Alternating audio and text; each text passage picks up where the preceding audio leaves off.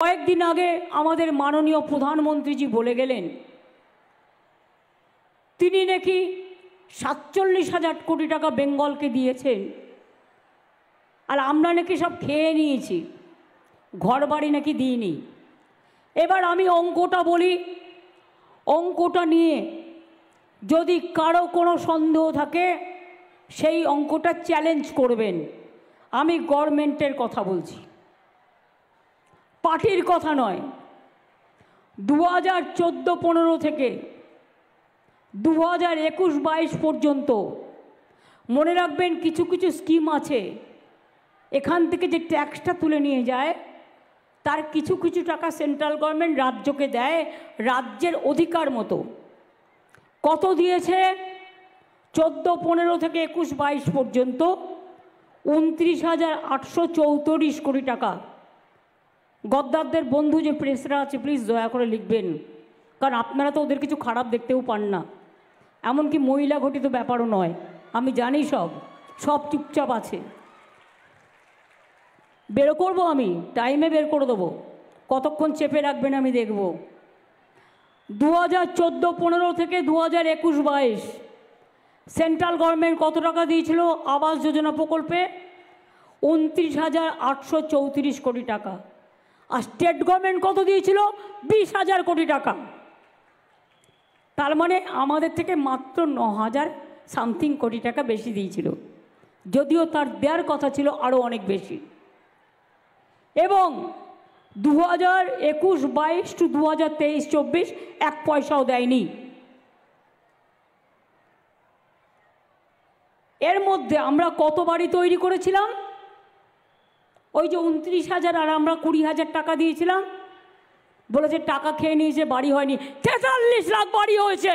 জবাব দিন, হয় সত্যি কথা স্বীকার করুন, আর তা নাহলে বলুন মিথ্যা বলেছি, জনগণের কাছে ক্ষমা চান।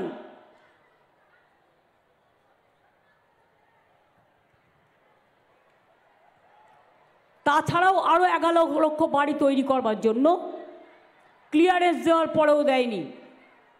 আমরা বলেছি মে মাস পর্যন্ত অপেক্ষা করব, যদি না দেয় তাহলে আমরা মে মাসের প্রথম দিকে আপনাদের 11 লক্ষ বাড়ি আমরা রাজ্য সরকার থেকেই করে দেব। যাদের করব বলেও করা হয়নি। এবং এছাড়াও আমরা নিজেদের টাকা দিয়ে আরও প্রায় 10 লাখের মতো বাড়ি করে দিয়েছি, যেখানে সেন্ট্রাল গভর্নমেন্ট তার নিজস্ব টাকা দেয়নি। রাস্তার টাকা দেয় না, বন্ধ। পথশ্রী 1 কারা করেছে? আমরা করেছি। পথশ্রী 2 কারা করেছে? আমরা করেছি। পথশ্রী 3 কারা করেছে? আমরা করেছি। এই তো রিসেন্ট 22,000 রাস্তা নতুন করে করবার জন্য টাকা দিয়েছি। টাকাটা কোথা থেকে আসবে একবারও ভেবে দেখেছেন কি বিজেপি? কন্যাশ্রী মেয়েদের স্কলারশিপ দিতে টাকা লাগে না? তার যখন 18 বছর বয়স হয় সে 25,000 টাকা পায়, টাকাটা লাগে না? সে যখন কলেজে যায়, ইউনিভার্সিটিতে যায়, সে একটা টাকা পায়, সে টাকাটা লাগে না? ঐক্যশ্রী স্কলারশিপের টাকা তো বন্ধ করে দিয়েছেন, আমাদের তো দিতে হয়। 3 কোটি ছেলে মেয়েকে দিয়েছি আমরা। কন্যাশ্রীও মনে রাখবে 85 লক্ষ ছিলে, আজকে 95 লক্ষ হয়েছে। তোমরা আগামী দিনে 1 কোটি ছাড়িয়ে যাবে।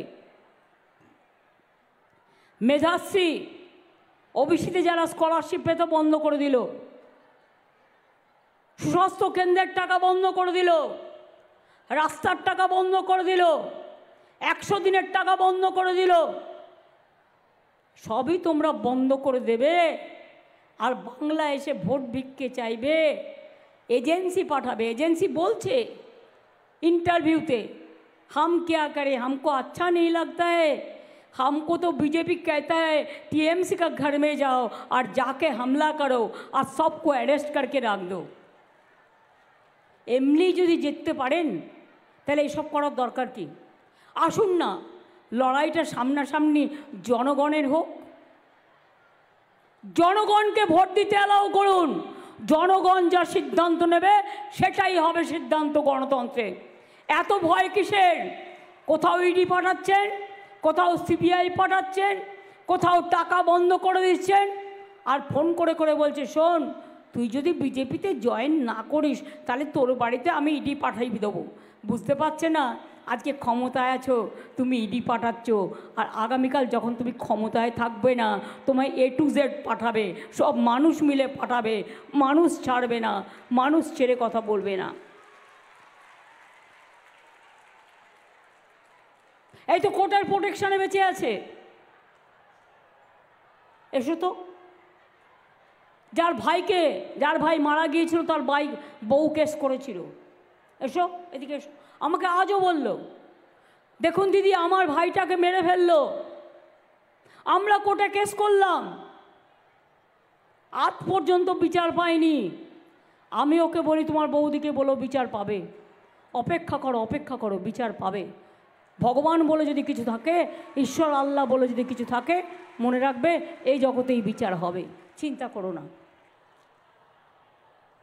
আমরা 100 দিনের কাজ যেহেতু কেন্দ্রীয় সরকার বন্ধ করে দিয়েছে, আমরা একটা নতুন কাজ করছি।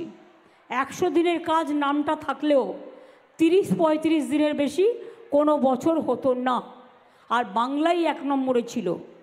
তাই মনে রাখবেন যারা গরিব মানুষ, আপনাদের জন্য 100 দিনের কাজে যে টাকা আপনারা পেতেন সেই টাকাই পাবেন, কিন্তু পরিকল্পনাটার নাম হচ্ছে কর্মশ্রী, এবং পরিকল্পনাটা 50 দিনের জন্য কাজ হবে।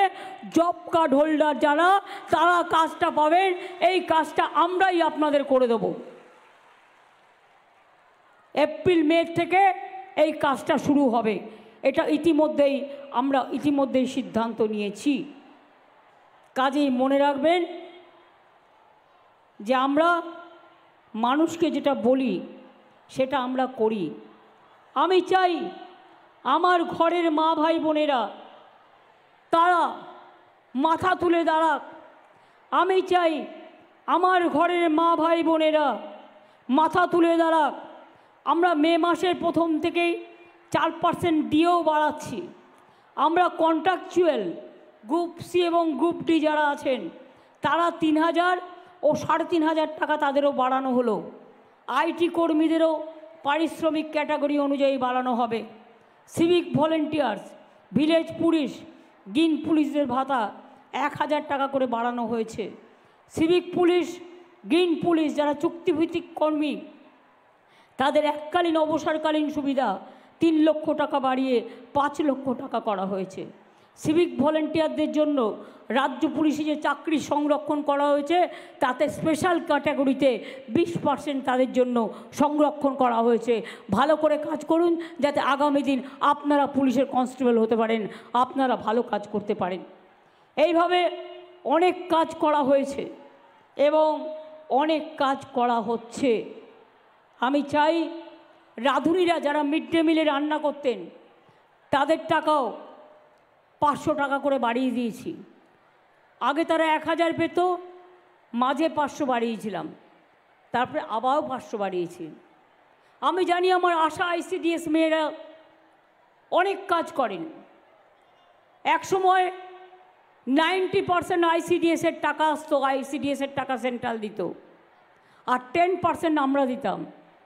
আর এখন উঠিয়ে দিয়েছে, এখন ম্যাক্সিমাম টাকা আমাদের দিতে হয়। এক সময় বলেছিল ICDS উঠিয়ে দাও, আমি বললাম না, উঠাবো না। আশার মেয়েদের টাকা দিত আগে 1500 টাকা করে সম্ভবত, প্রথম একটা মাইনে দিত, তারপরে সেটা তুলে দিল। আমরা কিন্তু 3000 টাকা করে দিই, এবং তাছাড়াও আমরা স্বাস্থ্যের বিভিন্ন কেন্দ্রে কাজে, অন্যান্য সব কাজে তাদের আমরা কাজে লাগাই যাতে তারা 7-8 হাজার টাকা করে ইনকাম করতে পারে। আপনাদের কথা আমি ভুলিনি, আমার মনে আছে, আমাকে একটু সময় দিন। সেলফ হেল্প গ্রুপ রিভলভিং যেটা ফান্ড 25,000 একসাথে আপনাদের দেয়া হচ্ছে। তাছাড়াও বিভিন্ন গ্রুপকে আমাদের প্রায় 12 লক্ষ আছে। উড়িষ্যায় যেখানে মাত্র 75,000, আমাদের এখানে হচ্ছে 12 লক্ষ। আমাদের যে সব কিছু জেলাটাই বড়, আমাদের জায়গাটা বড়। কাজে আপনাদের আমি এটুকু বলবো, আমি ভাবছি, দেখি যদি বাজেটে কিছু সংকলন হয় তাহলে নিশ্চয়ই কিছু ভাবছি যেটা ভেবে আপনাদের আগামী দিনে জানিয়ে দেবো।